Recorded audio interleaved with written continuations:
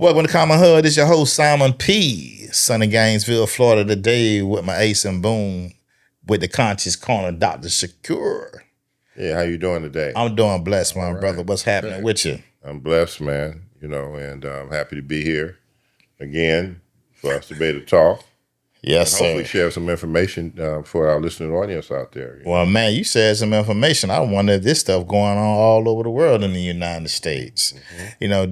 Just to give a backdrop, some of your things you do is you teach yoga, resetting the mind, calming the mind, getting in tune, meditation, and a little self-defense.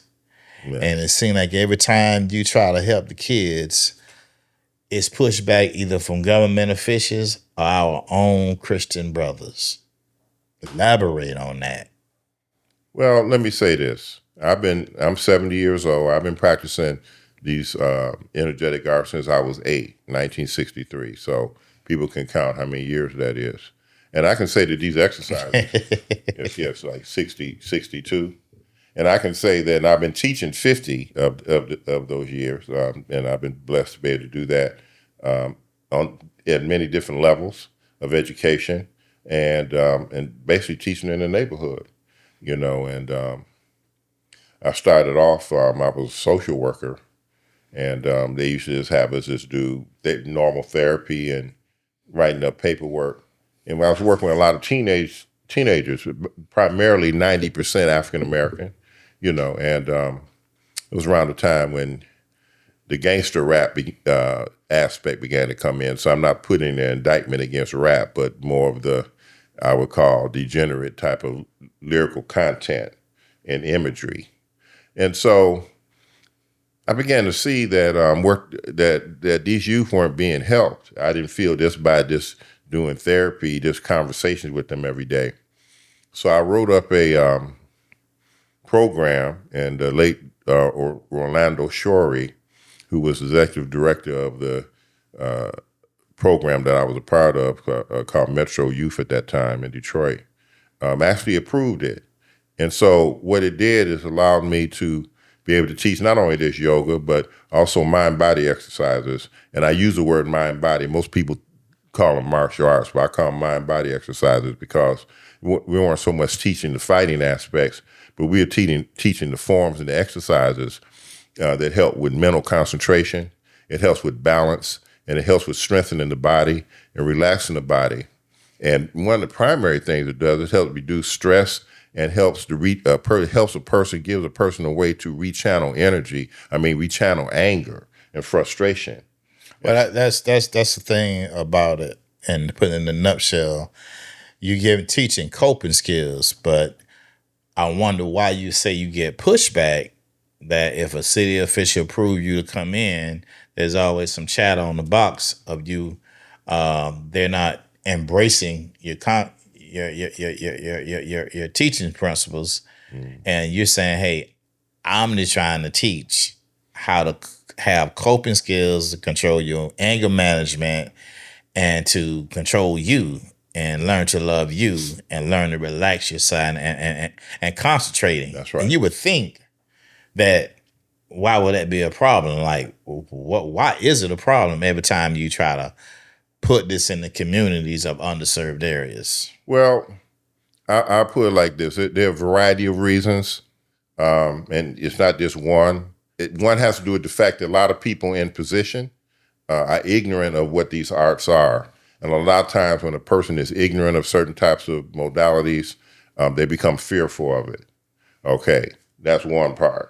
Well, this before you get to that next part, when you say they're fearful of it, I think there's always been that fearfulness when you see someone teaching how to have those coping skills and control the anger, control the oneself, and collectively get together and put underserved people together. At one ear you hear people saying, "Oh no, what's wrong with them?" Then on the other ear you saying, "It's just kind of systemic. That no, you messing up our prison population here by doing this. We need them to get in trouble." I've been told that.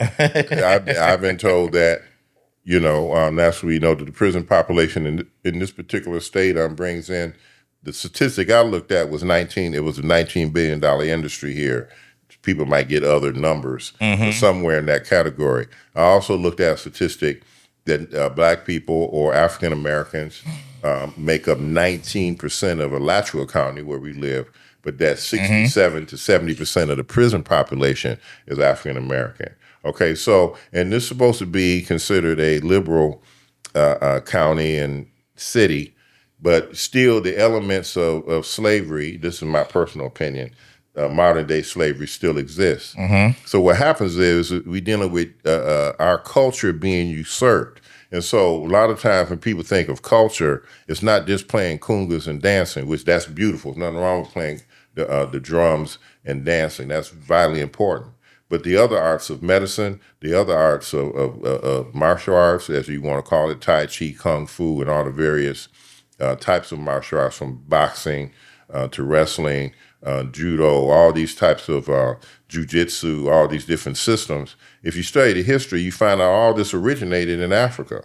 Okay, my Chinese teachers themselves told me privately that he said, your people were the ones that founded these arts.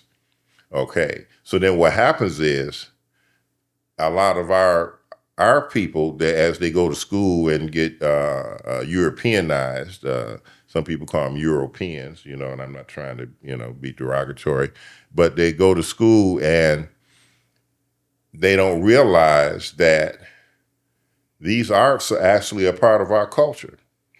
So, but because we've been miseducated, we are given a syllabus, the educators and the people in positions that are in positions, that these are the things that you can do for Black folks.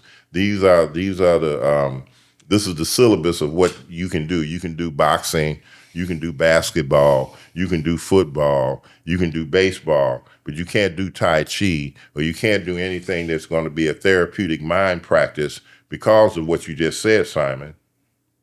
Anything that's going to lead to relaxation and calmness, anything that's going to lead to a person having a skill set where they don't have to use drugs, or a skill set where a person doesn't have to resort to suicide if they do get depressed or upset. They don't want that widely practiced in the community because it affects the bottom line, and that's money.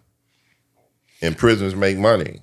Prison on Wall Street. So that's my answer. I'm just reading here. I got this from a neighbor that happened to be not Black. And you mentioned that Black Americans comprise approximately 13 to 14% of the general United States population. That's a small percentage. Right. But they make up roughly 37 to 41% of the incarcerated population in jails and prisons nationwide. They say they have racial disparities are heavily pronounced in local lockups, with Black people making up more than double their share of the surrounding local population in the majority of the U.S. He ended and says, all about how you raised. Can you answer that? Can you respond to that? Well, there's all about how you are raised.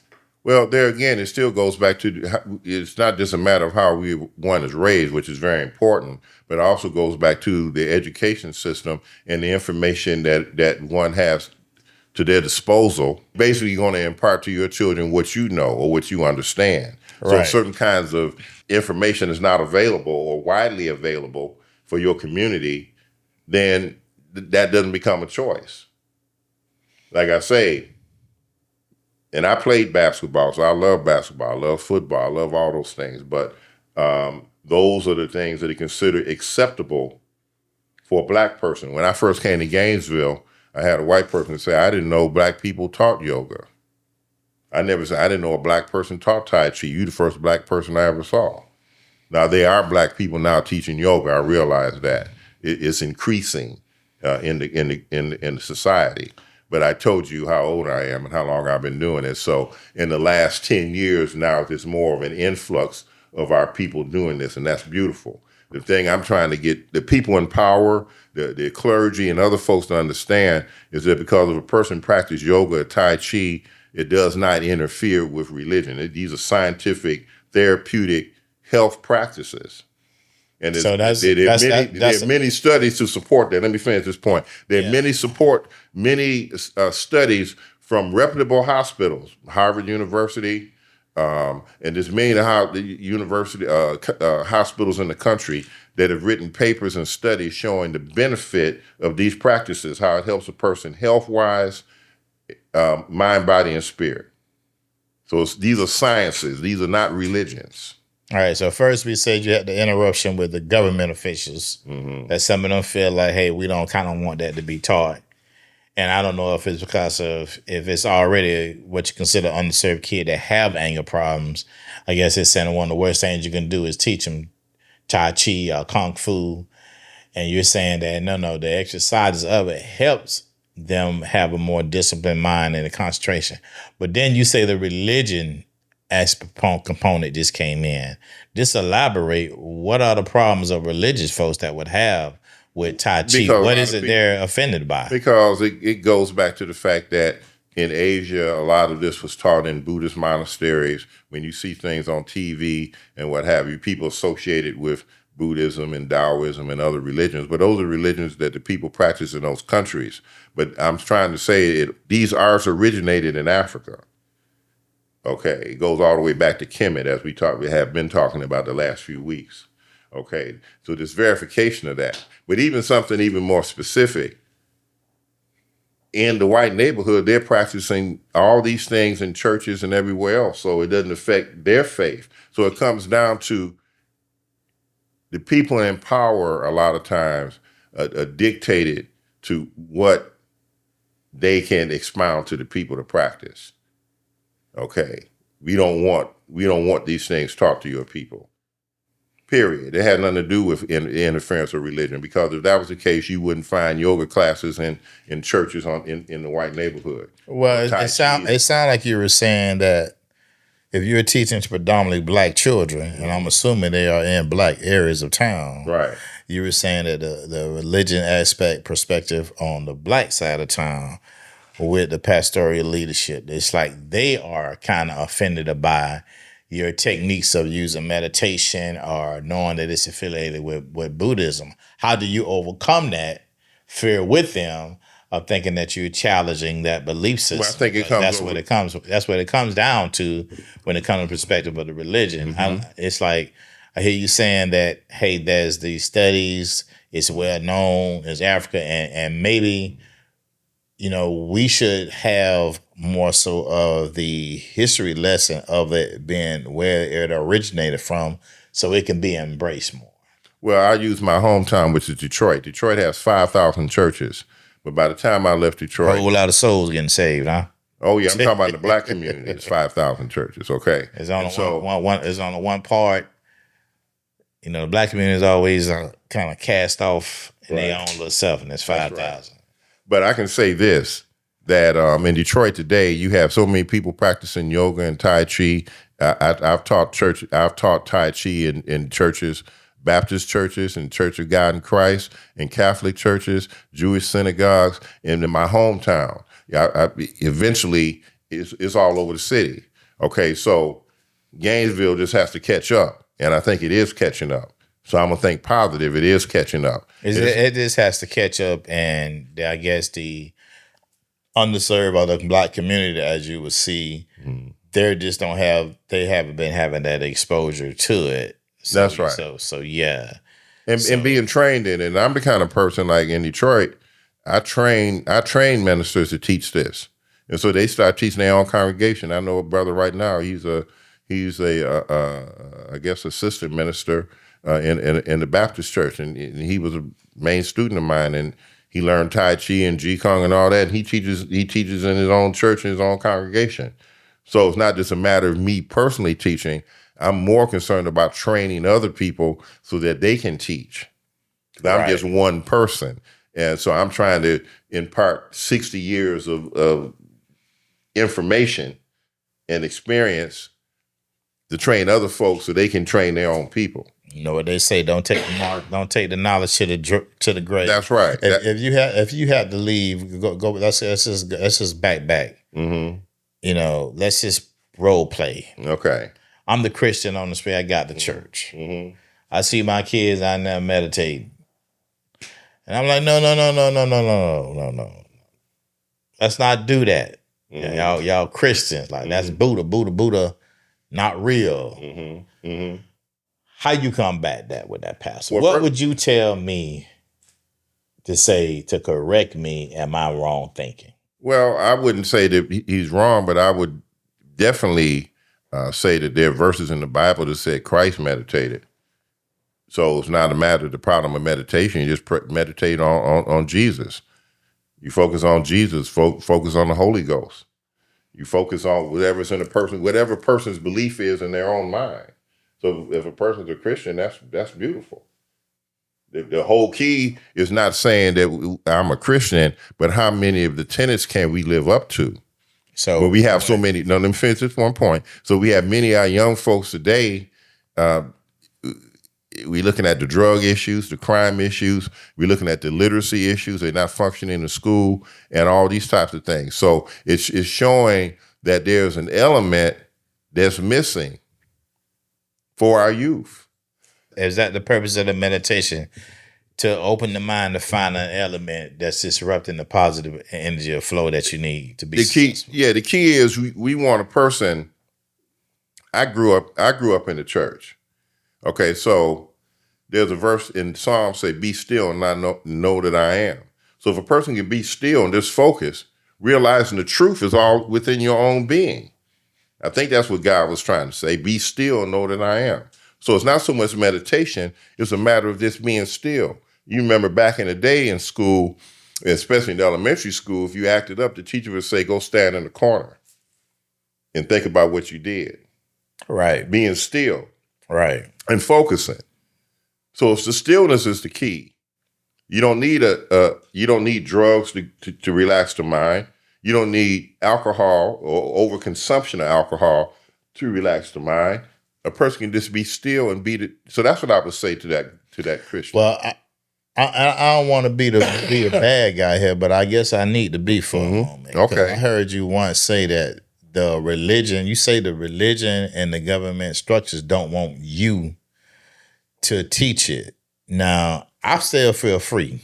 Now, I know there's limits to freedom, but I don't think I need to have nobody telling me what I can and can't do when it comes from that perspective. And I'm trying to get a finger around, like, why is it you having a pushback every time you try? Because if you look at in the 60s, which I come out of, when our people practiced these types of things, we made a lot of progress. This dealing with the concept being still, know that I am. My mother lived to be 102, read her Bible every day, and she sat still and meditated. She dealt with that verse, be still, know that I am. That's where I first got it from. I didn't get it from no Buddhist or anything else. I actually got it from the Bible. From your grandma. Yeah, and from my mother and my grandmother. Yeah. So the point is getting back, it's not a matter of what religion a person is or a person isn't. We have to look at the fact that our youth, our race is dying at like 40 going north.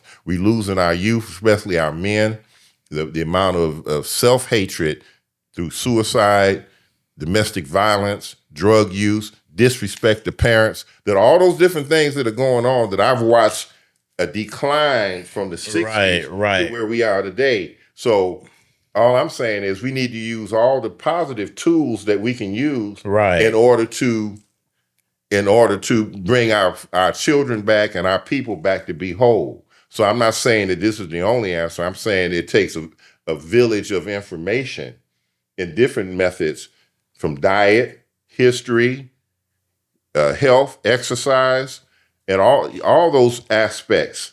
Knowledge of the drum, the rhythm, the music. It takes all that to bring our people back to being whole. This is just one component, but we do need this component also. No one component is better than the other, but we need all the components. Well, what do you say? We talking about the 60s, which we know that was a very powerful decade. Yes. In my opinion, looking back on it, it's a decade that shit got done. That's right. Pretty much. And comparing it to today, the code of conduct is a little different. Yes. the mindset is a little different. So somewhere we're in 2026, and we talking about, and you have what you see now is a whole lot that you've able to see, and you see it being tailored down to the empowerment of know who thou am. And it got distorted. Yes. So let me finish my point. Okay. So as it got distorted, we had all this stuff, DI, integration, push ahead of the line. You had all this stuff. Your first black president, and then bam, a hammerman drop. Mm-hmm. And they say, oh, they taking us back. They throwing us back to back then. Mm-hmm. How you mix what you do to shape the mindset on what they're doing today, comparing it to what they're doing in the 60s where the conscience was a little bit better. What do you say for today based off what this current environment has produced, saying, no more, a lot of things going back, no voting, we're taking it. What do you say? What do we do now for us? And I keep seeing you say it begins with know who thou am. Mm-hmm. Well, I mean, there's a lot of things that can be said. I can say this from my experiences and various activities I've been involved in. J. Edgar Hoover, one of his last memos, maybe not the last, but near the end, said, we must now allow a Messiah, that means a savior, to rise up among the black people. And so there's been a conscious effort through various means to break down the mind of our people to where we have a 57% to 60% literacy issue, where most of our children have no knowledge of self. They have no knowledge of not only African history, they don't have any knowledge of their own current history in their own neighborhood or their own city. I don't think integration was a total mistake, but I do think they gave up the love we would have when you had all black school. Well, not only had all black schools. So I think that's beneficial. So now you have the community schools, and I think we have to do our part, so to say, of better supporting, because now it's going back to community schools, but they're stripping all the resources out of them. And I think the greatest resources is the great teachers. And the great teachers kind of are not in that plan. And I think when it comes to the aggressive behaviors that we see that's exhibited in our youth, I don't want to just say it's just a gangster rap, but there's a missing link. And I think the missing link is that you have the key to it when you're saying, hey, know who I am, know how to relax your mind, know how to get in tune with you and learn about how great you are and how great a people you come from, as opposed to the narrative that we're constantly shown with these statistics of prison records, these statistics of, even with gangster, I was thinking gangster rap as entertainment. I mean, it ain't no different than watching a Scarface movie. It ain't no different than watching a Goodfella movie, New Jack City, any of the stuff that has been there. And I do feel like I don't want to place too much emphasis on it. I'm just trying to figure out what's the solution to get off this, to get back to that conscious that had J. Edgar Hoover so scared. Well, we have to teach. You see, Simon, I lived under Jim Crow. I was 12 years old when Jim Crow was disbanded allegedly in this country. So I have explain to him what Jim Crow, because Jim Crow was segregation. Yes. It was black people had to get off the street if a white person walked down the street. That a black person's word was no good. You understand? No, even an adult, if a fully grown black person, if they made a statement, if an 8-year-old white kid came up, that white kid's statement is more credible than a black person. Kind of like the Emmett Till situation. Yeah, those types of things. Yeah. And lynching and police killing and shooting black men all the time. So to me, what's happened with this current administration, even though it might be a shock to a lot of people, I'm not totally shocked by it because I grew up in a situation where it was like the only difference was our communities, the people were consciously aware. We had black excellence in our neighborhoods. As I told you where I came from, it was 4 to 6 fully staffed hospitals. Okay, we had 5-star hotels. And back during those days, there was something called the Negro League. So that means blacks had their own baseball because baseball was the national sport at that time, more so than football. Right. But blacks had their own stadiums, not just the leagues, they had their own stadiums. And players were being paid money. And we had all those things. We had our own furriers. We had people buy their furs, their tuxedos, clothing stores, state-of-the-art clothes. There's everything. We own nothing. Restaurants. So when I constantly hear that with the work you're doing, with trying to teach one how to have self-awareness within, how to relax their mind, and how to concentrate more on taking care of their temple and how to be better men for as their thought process, I'm just kind of pissed off to say what church leader would want to stop you from doing Well, I'm not the one to call names, but I'll say this. Yeah, what government, I don't want to call names too, but it's the fact that it's like you agreeing with with J.R. Hoover. You also have to remember that churches in the 60s were the hub for community unity. It's not like that now. Yeah, okay. I think about the New Bethel incident that happened in Detroit. That was Aretha Franklin's father's church, where the Republic of New Africa held their meetings at the New Bethel Church. I'm also thinking about at the Shrine of the Black Madonna Church, Malcolm X and, well, most people don't know, Leroy Jones and Mama Mimbaraka and other famous blacks came and gave speeches there. And I can think of other churches in Detroit, Baptist churches, Church of God in Christ churches, and what have you, that they were hubs for community unity. And that's kind of waned itself in the current. And so I'll say this in general. I think that the Jeffersons, or the concept of the Jefferson mentality, is the cause of where we are today. We went to sleep. Every other minority group in the world that has suffered any form of segregation and annihilation have always kept their cultures together. And they made sure that each generation remembered that. Somehow we went to sleep in the late 70s after the 60s. I'm talking about collectively. Yeah, collectively. You're saying the 70s, 80s, and 90s up to the now to allow what's going on now to say that it's still it's still getting worse because you don't have the unity. Well, when you got to remember the Jeffersons. What was the song? Yeah, we moving on up.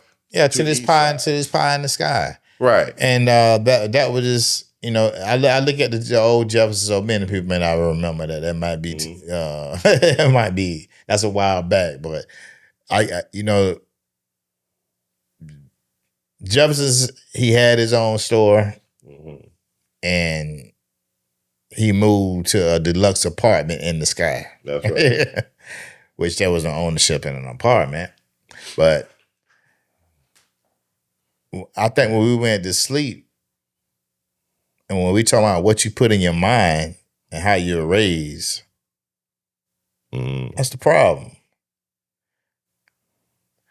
That's it.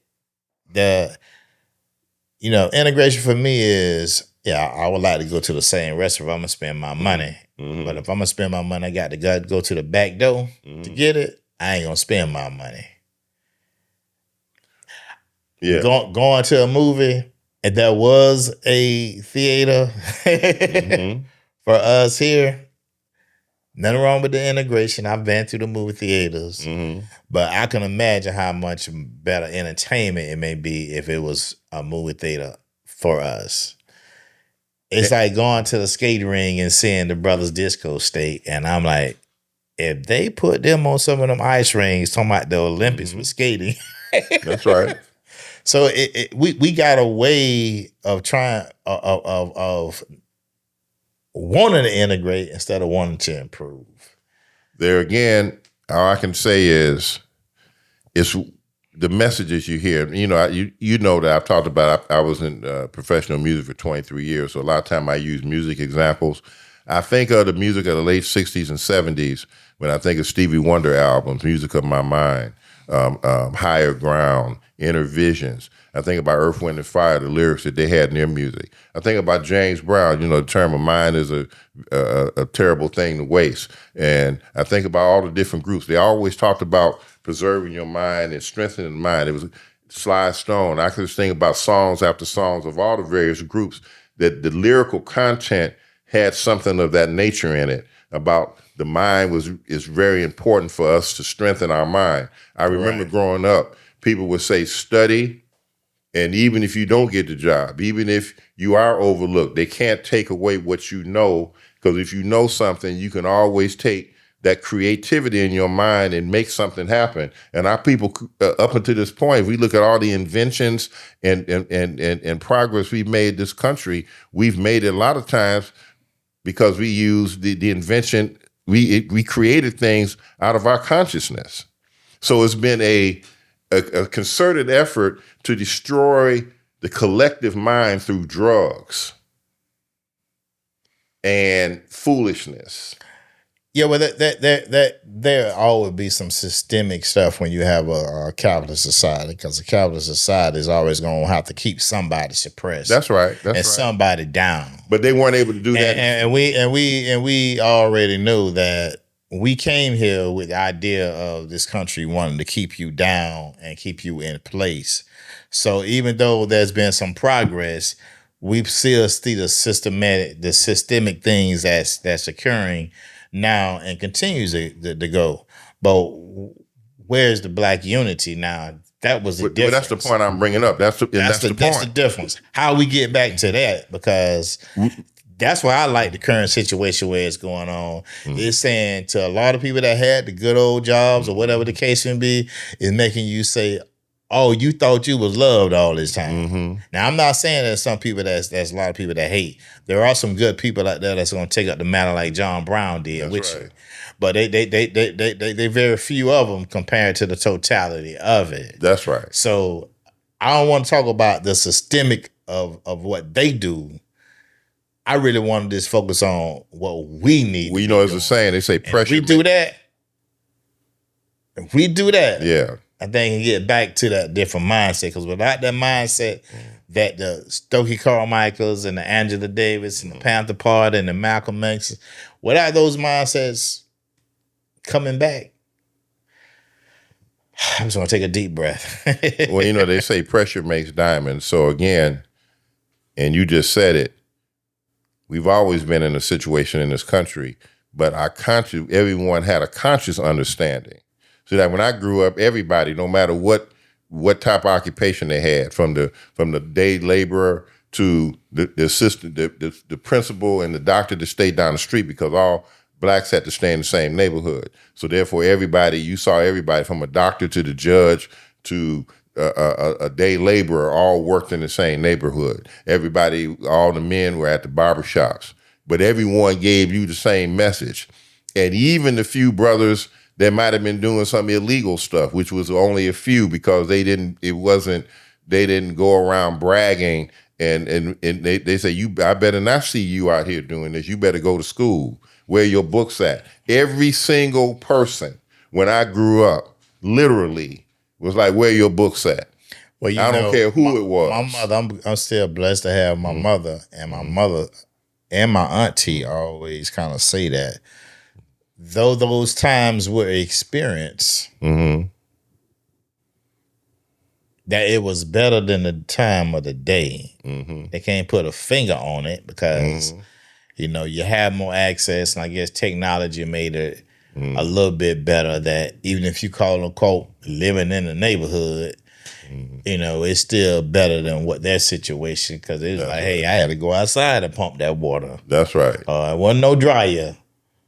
But also, you had to go outside and hang them clothes. There wasn't no wash machine. Sometimes you had to. Yeah, I remember drying it too. Right, That's right. right. So from Remember those those hand dryers? perspectives, it, Yeah. it, it was better. The There was no, clothespins and yeah, all wasn't that. no Yeah. AC, wasn't no clothespin line, wasn't no AC. You let up the window and the breeze come on in. That's right. Wasn't no AC around, so there's a huge difference. And you say from that perspective, it's a little bit better. Well, just walking to the store when your mom or your grandma would give me a list and say, go down to the store and buy that. You had to walk down there so you get an exercise. You purchasing the food and you walking home with bags in your hands. So your body's being strengthened.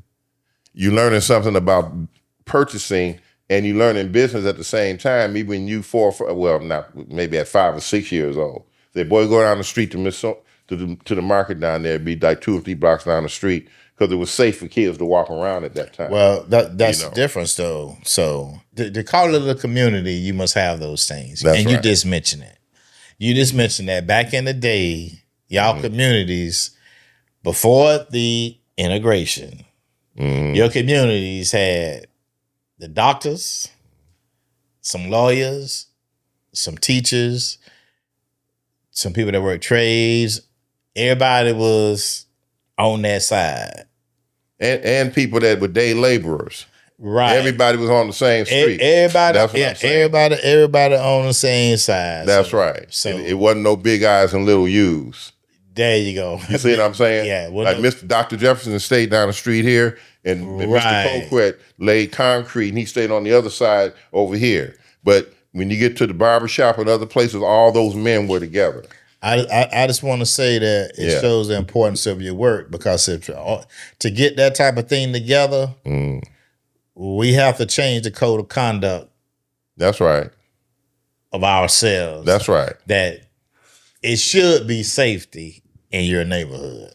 That's right. And we got to love on each other. That's right. To not that. You shouldn't have these things saying we killing each other the most compared to how you say. Well, James Brown said something in that album, I don't want nobody to give me nothing, open the door, I get it myself. There's a set of lyrics. He says that some of us make money, we forget about our people. Right. So what's happened with the education system, people become doctors, lawyers, and then chiefs, and even a lot of athletes and what have you. They move away from their communities. Somehow this is a sign of progress. But the progress is being with your own. I love Tupac and I love Ice Cube. Mm-hmm. Yeah. Tupac said you had no choice because of everything around you is in survival mode. Mm-hmm.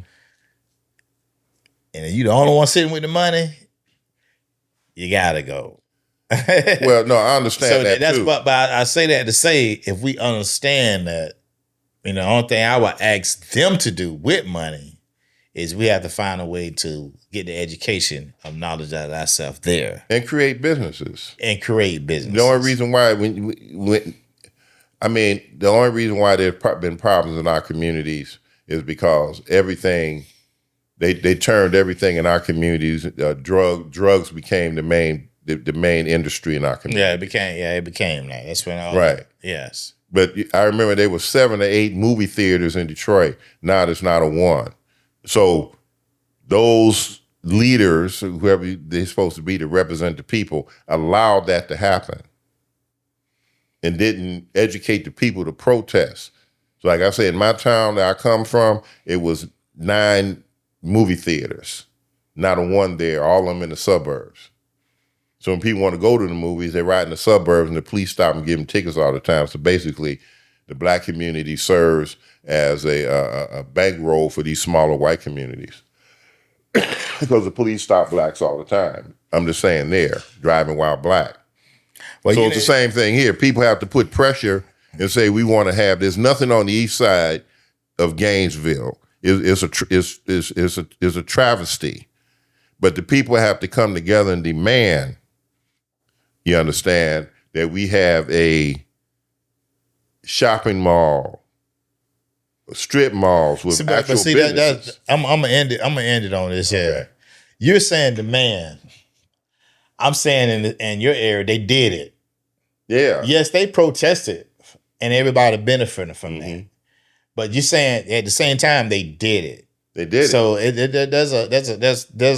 there's one layer of one getting control of yourself and establish a code of conduct. That's That right. we're not having this stuff in our neighborhood. That's So right. That's one. That's right. So I mean, no drug selling, no heroin, no meth, Molly, and No all robbing that. nobody. No robbing That's right. nobody. No domestic violence and That's the beating women and all that first stuff. step, because nobody want to put a business there when the code of conduct is like that. That's right. Even our own. That's right.